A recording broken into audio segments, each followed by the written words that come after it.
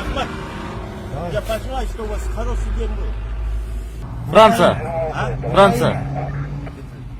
Крупнейший город Киев, второй город Харьков, третий город Донецк, четвертый Днепропетровск. Франция, Франция. Первый город Париж, второй город Марсель, третий город Бордо, четвертый город Монпелье, пятый город Лион, шестой город, уже забыл, город уже, Арак, здесь. Китай. Крупнейший город Шанхай, столица Пекин, Будапешт. город Гуанчжоу, Гонгон, Гонконг, Харбин. Бангладеш. Это шестой мере, столица Дака.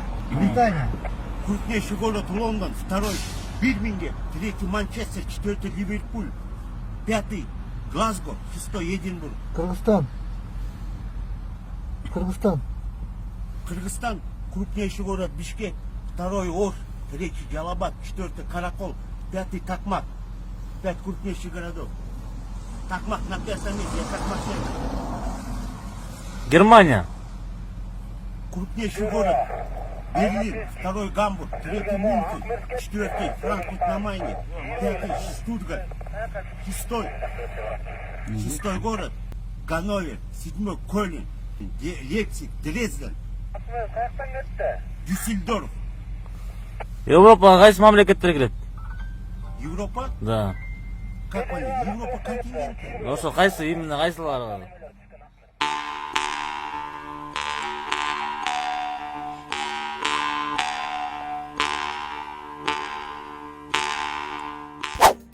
Жетөгүздө жубайына тарынган тургун милиционер досунун унаасында өзүнө ок атты.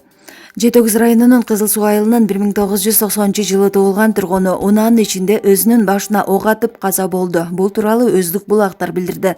Маркум 1996-жылы туулган жубайы менен таарынышып кеткен. Келинчеги Чырак айылына төркүнө кетип калган. Аны жездеси, эжесинин күйөөсү алып кеткен. Каза болгон тургун келинчегин алып келүү үчүн касташтарына кайрылган. Анын милиционер касташы өзүнүн Subaru Forester үлгүсүндөгү унаасын айдап чыгып, 4 касташ жолго чыгышкан. Жолдо бара жатканда маркум жубайын алып кеткен бажасына кызынын жездеси телефон чалып, ал телефонду кайненесине берген. Бирок кайненеси күйөө баласы менен сүйлөшпөй телефонду өчүрүп салган. Маркум бажасына кайра чалып, жолугушуп сүйлөшүүнү суранган. Ошол маалда маркум телефон аркылуу жалгыз сүйлөшүп алуу үчүн касташтарынан сыртка чыгып турууну суранган. Касташтары эшикте турганда унаанын ичинен тарс деген үн чыккан. Ысык Көл облустук ички иштер башкармалыгы маалыматты тастыктады. Окуя тууралуу маалымат кече 23 апрель күнү болжол менен саат 13:35 чамасында Жетөгүз райондук ички иштер бөлүмүнө тез жардам кызматынан келип түшкөн. 1990-жылы туулган жаран башынан алган жаракаттан улам каза болгон. Аталган факт Жетөгүз райондук ички иштер бөлүмүнө кылмыштардын жана жоруктардын бирдиктүү реестрине катталып, сотко чейинки өндүрүш иши башталды. Ал эми унаа Жетөгүз райондук ички иштер бөлүмүнүн кызматкерлеринин Өздүк унаасы экени аныкталды. Каза болгон жаран травматикалык тапанчадан өзүнө ок аткан. Тапанча кимге тиешелүү экени текшерилип жатат жана тийиштүү экспертизалар дайындалды. Булак турмуш кечир. Кече 23 апрелде Аксы районунун Үчкоргон айыл өкмөтүнүн Катыраңкы айылында 3 жаштагы инисин ээрчитип мал сугарууга барган 11 жашар бала сууга агып кетти. Бул тууралуу Турмуш басылмасынын аймактык кабарчысы маалымдады. Маалым болгондой, аны кечээден бери куткаруучулар, жергиликтүү тургундар издеп жатышат. Окуя саат 17 чамасында Катыраңкы айылы аркылуу агып өткөн Наманган каналында болгон. Ал сууга агып кеткенден кийин ээрчите барган иниси үйүнө агасы сууга түшүп кеткенин ыйлап айтып барган. Ата-энеси, коңшулары издөө ишин башташат. Кечки саат 18 чамасында Ташкөмүр шаарындагы номер 2 издөө куткаруу отрядына кабар жетип, 5 куткаруучу барган. Алар 2 саат издөө үчүн улантышкан. Жаш бала каналга акканы боюнча кабарды угаару менен келип, кечки саат 9га чейин издөө үчүн улантканбыз. Бүгүн эртең менен да келип издөөнү улантып жатабыз. Биз 4 чакырымга чейинки аралыкта издөө үчүн улантабыз. Анткени андан аркы жагы коңшу өлкөнүн аймагына кирип кетет. Эл баланын денеси Өзбекстанга агып кетиши мүмкүндүгүн айтып жатышат. Азырынча биз өз жумушубузду аткаруудабыз. Үчкоргон ГЭСине сууну азайтып берүү боюнча өтүнүч келтиргенбиз. Буга чейин каналда якордун жардамы менен издесек, азыр суу азайгандыктан куткаруучулар сууну кечип издеп жатабыз. Учурда окуя болгон жерде 5 куткаруучу жана 3 Коргон аймактык өрт өчүрүү кызматынын 5 кызматкери жергиликтүү ыктыярчылар издөө иштерине көмөктөшүүдө, деди отряддын командиринин орун басары Айбек Сариев. Булак турмуш кейчи. Президент Сооронбай Жээнбеков өлкөнүн бардык аймактарында санитардык эпидемиологиялык иш-чараларды күчөтүлгөн тартипте улантуу зарыл деп эсептейт. Бул тууралуу ал бүгүн 24 апрелде вице-премьер-министр коронавируска каршы республикалык штабтын жетекчиси Кубатбек Бороновду кабыл алганда айтты. Ошону менен катар мамлекет башчы экономикалык ишмердүүлүктү этап менен кайра уланта баштоого, жазгы талаа иштерин талаптагыдай жыйынтыктоону камсыз кылууга көңүл бурду. Боронов өлкөдөгү эпидемиологиялык кырдаал көзөмөлдө экенин айтты. Ал жалпы республика боюнча 42 миңдей анализ алынганын, 656 адамдан коронавирус инфекциясы табылганын, алар менен байланышта болгондордун баары көзөмөлдө экенин билдирди. Эми илдет жуккандар менен билбей байланышта болгондорду же алар менен байланышта болгонун билип туруп, жашыргандарды аныктоо иши жүрөөрүн кошумчалады. 18 марттан 24 апрелге чейин Кыргызстанда коронавирус 656 адамдан табылды. Алардын 8-и каза тапты, 322 бейтап айыгып чыкты.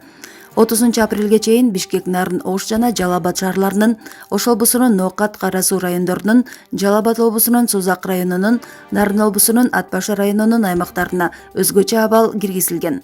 Мекеме ишканалар убактылуу жабылган. Карантин мөөнөтү андан ары узартылабы же жокпу, азырынча белгисиз. Социалдык тармактарда мамлекеттердин борбор шаарларын жана андагы эң чоң шаарларды жаңылбай айткан кишинин видеосу талкууга түштү. Видео укук коргоо органдарынын кызматкерлери тарабынан тартылганын байкаса болот. Аталган видео социалдык тармактарга кеңири тарап кызуу талкууга алынган.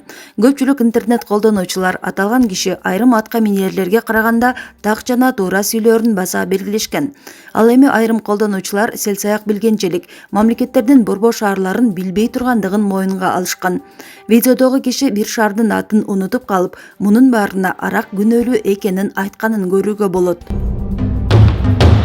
Путин Россиянын жарандыгын алууну болуп көрбөгөндөй жеңилдетти. Владимир Путин Россиянын жарандыгын алууну жеңилдеткен мыйзамга кол койду. Бул тууралуу РИА Новости жазды. Маалыматка караганда бул мыйзам Россияда такай жашап, бирок жарандыгы жок жүргөн чет элдиктерге тийиштүү. Мындан ары россиялык болуу үчүн адам сөзсүз түрдө башка мамлекеттеги жарандыгынан баш тартышы зарыл эмес деп айтылат маалыматта. Ошондой эле буга чейин мурдагы СССРдин аймагында төрөлгөндөр жарандык алуу үчүн Россияда кеминде 3 жыл жашашы керек болсо, жаңы мыйзамда ал пункт алынып салынды. Ушул эле норма россиялык жарандардын чет элдик түгөйлөрү үчүн дагы иштейт. Мындан сырткары ата-энесинен бири Россиянын жараны болсо, ал адамга дагы жарандык алууга жеңилдик берилет деп белгиленет маалыматта. Ал эми туруктуу жашоого уруксаты бар Молдова, Украина, Белоруссия жана Казакстандын жарандары өлкө аймагында белгилүү бир мөөнөт жашоо тууралуу талапты сактабастан эле арыз бере алышат. Булак Спутник Кейчи. Аламүдүндөгү Таштөбө айылы корчоого алынды. Аламүдүн районунун Таштөбө айылында мурунку Воронцовка коронавирустун 3 учуру катталды. Илдетке чалдыккандардын экөө жубайлар. Эркек киши тракторчу болуп иштесе, аялы медицина кызматкери болуп эмгектенет. Алар коронавирус аныкталгандан кийин изоляцияга алынган. Таштөбө айылы бардык тарабынан корчоого алынып, жарандарга себепсиз сыртка чыкпоо боюнча түшүндүрүү иштери жүрүп жатат. Мындан тышкары COVID-19 вирусу Бишкүнгөй жана Лебединовка айылдарында да аныкталды.